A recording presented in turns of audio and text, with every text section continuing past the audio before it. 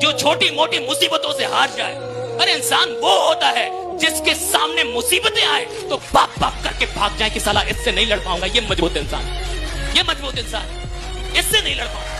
ये तपस्या, जब जीवन में कोई तुम्हारे करीब ना हो तो समझ जाना कि तपस्या करने का समय, तपने का समय है, गलने का समय है, मिटने का समय है।